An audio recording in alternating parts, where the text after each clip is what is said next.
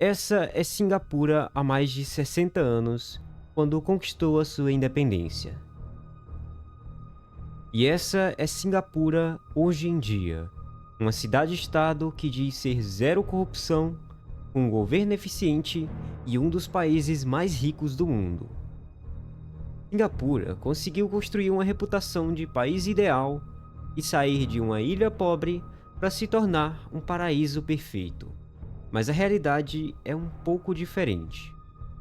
O milagre econômico de Singapura teve um custo muito alto para o seu próprio povo e parece que isso está cada vez mais claro. O povo de Singapura está estressado, sobrecarregado e exausto.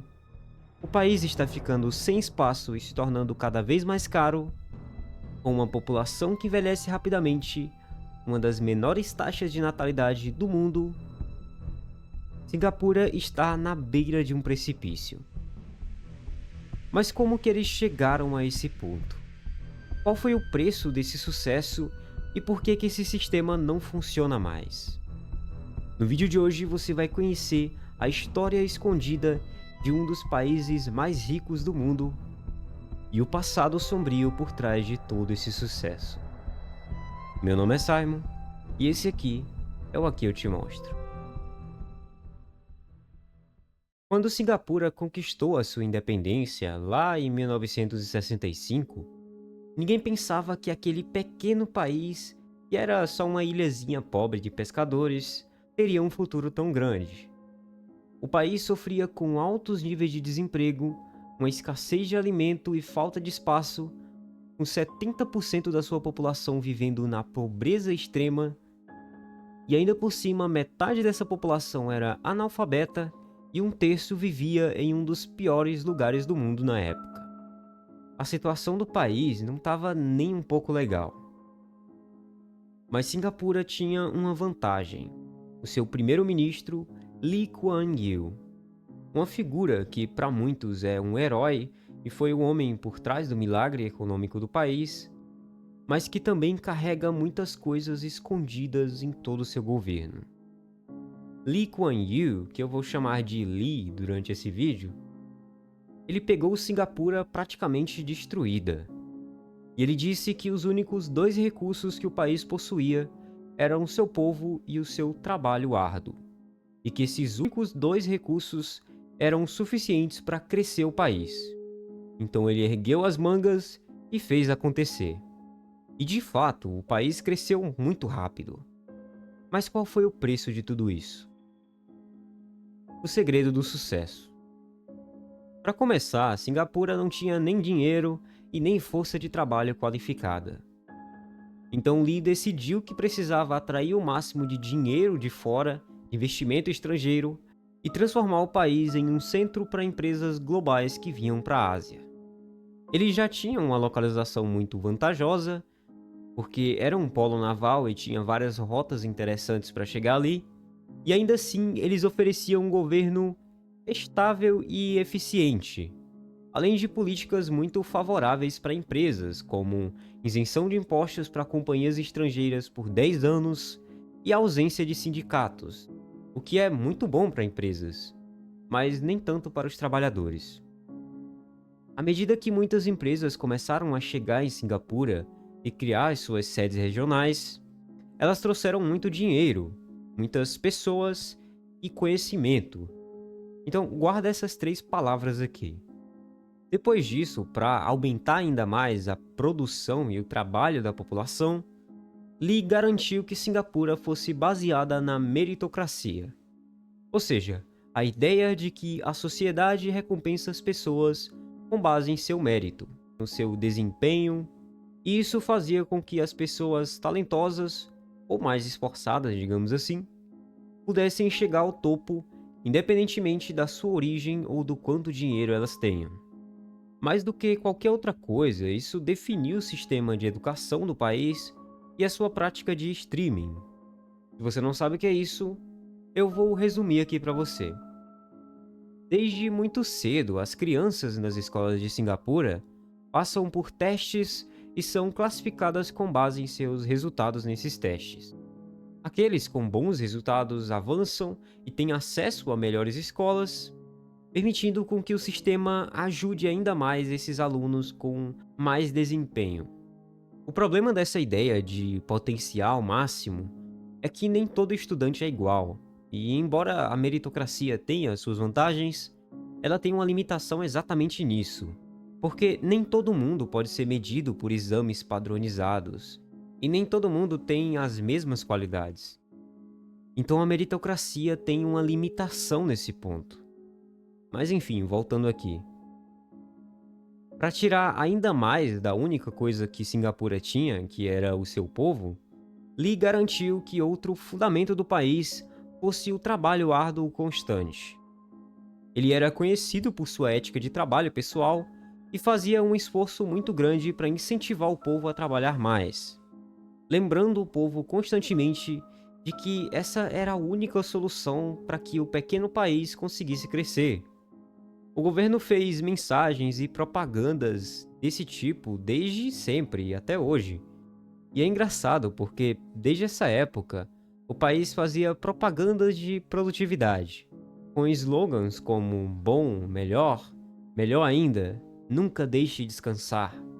E o famoso mascote da produtividade, a abelha Time.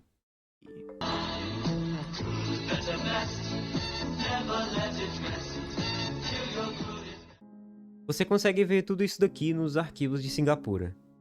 E eu confesso que isso daqui me tirou uma risada. O que tornou possível todo esse plano de trabalho duro, mega produtividade, educação forte, meritocracia, foi o crescimento populacional, já que a população de Singapura cresceu mais de 4 vezes desde a sua independência. E para trazer ainda mais gente, nos anos 1980, o governo abriu ainda mais as suas fronteiras, facilitando a imigração, que atraem dezenas de milhares de pessoas todos os anos para viver e trabalhar em Singapura. Ele conseguiu trazer tanto trabalhadores manuais e menos qualificados, quanto aqueles classificados como talentos estrangeiros, ou seja, trabalhadores muito mais qualificados que trabalham na chamada economia de conhecimento. Porém, curiosamente, nos últimos anos, Singapura tem diminuído de tamanho, e o governo vem até promovendo campanhas incentivando as pessoas a terem o maior número de filhos possível. Quem diria, né? Mas então, esse foi o segredo do sucesso de Singapura, e é aqui que a história termina, certo? Errado. Existe um lado muito mais sombrio nessa história, porque todas essas políticas e ações que fizeram Singapura crescer também criaram muitos problemas que atingem o país até os dias de hoje. O lado sombrio. Em Singapura existe um termo chamado Kiasa, que basicamente significa o medo de perder ou de ficar para trás. Esse termo ele captura bem a mentalidade do povo de Singapura e a maneira como tanto o país quanto a sua população enxergam o mundo como uma competição muito grande, onde você precisa estar sempre alerta e sempre dando o seu máximo para conseguir se destacar, ou melhor, para tentar pelo menos não ficar para trás. Mas isso aqui não é só um termo solto, uma exceção. Segundo alguns psicólogos que estudam esse assunto, o Kiasu é um traço psicológico e cultural desse povo. Ele pode ser descrito como uma preocupação obsessiva em tentar tirar o máximo de cada situação e uma espécie de compulsão de sempre ficar à frente dos outros. E embora essa mentalidade tenha alguns lados positivos, se é que isso existe, ela também gera muitos problemas e tem um impacto muito negativo. Os singapurianos são um dos povos mais sobrecarregados e estressados do mundo. Algumas pesquisas mostram que essa mentalidade do Kiasa faz com que as pessoas se conformem mais com as suas vidas. Elas tenham menos autoestima e menos criatividade. Em outras palavras, esse sistema todo acaba fazendo com que muita gente se sinta sem valor, bloqueia a capacidade das pessoas de gerar novas ideias, e isso cria um problema muito sério. Porque, embora o trabalho duro seja sim bom para a economia, a autoestima das pessoas e a criatividade também são muito importantes para que os negócios deem certo. E se essa obsessão por trabalhar duro Estudar muito só para não ficar para trás nessa disputa maluca? Se isso mata as qualidades das pessoas, talvez não seja um bom negócio. Pelo menos não a longo prazo. Mas parece que Lee não estava calculando isso muito bem. Controvérsias do governo de Lee. Embora o governo de Lee tenha tido sucesso em enriquecer Singapura, esse mesmo governo foi muito criticado por ser autoritário e pelos seus métodos ditos como violadores de alguns direitos e um pouco obscuros. Lee e o governo de Singapura tiveram uma política declarada de controlar a mídia para manter a estabilidade do país. Vários jornais foram fechados ou até comprados pelo governo ao longo de muitos anos. A própria lei de Singapura permitia que o governo analisasse tudo que era publicado e ele acreditava que a censura era necessária para manter a ordem pública e evitar a desinformação. E não, isso com certeza não tem nada a ver com uma coisa que está acontecendo em um certo país aí. Lee e o seu partido que atuava naquela época frequentemente processavam críticos e adversários políticos por difamação, o que muitos viam como uma estratégia para silenciar a oposição. Um dos casos mais famosos é o do J.B. Jeyaretnam, que era um líder opositor que enfrentou muitos processos e acabou chegando à falência. Jeyaretnam foi duramente perseguido por Lee, e isso inclusive foi relatado pelo Devian Air, que era o ex-presidente dessa época em Singapura. E isso aqui é muito curioso. Um ministro que governava o seu país e que estava praticamente acima do presidente e de todo mundo. É bem curioso mesmo essa situação. Futuro de Singapura. Desde a sua independência, Singapura sempre se viu como um país pequeno e vulnerável, que está constantemente em perigo e precisa se esforçar mais do que todos os outros para sobreviver. Essa mentalidade de sobrevivência gerou uma disputa muito grande entre o povo. E as pessoas têm muito esse pensamento de eu preciso ser melhor porque senão eu vou ficar para trás. Apesar de ser super desenvolvida, ter uma qualidade de vida ótima e ser um dos países mais ricos do mundo, Singapura não é um lugar fácil de se viver. Desde criança, você passa por um sistema educacional que, sim, é muito eficaz, mas ainda assim é extremamente cansativo. Suga tudo de você e só se importa com uma única coisa: números. Fazer algo pela nação. Ser útil. Isso pode até lembrar bastante a Coreia do Sul ou até mesmo a China em alguns aspectos, mas em Singapura isso tem as suas próprias diferenças. E a coisa não melhora muito quando você vira adulto. Mesmo com os esforços do governo, o país tem recursos limitados. E apesar dos salários serem altos, algumas coisas acabam sendo bem mais caras do que em qualquer outro lugar do mundo. Um exemplo claro é a moradia.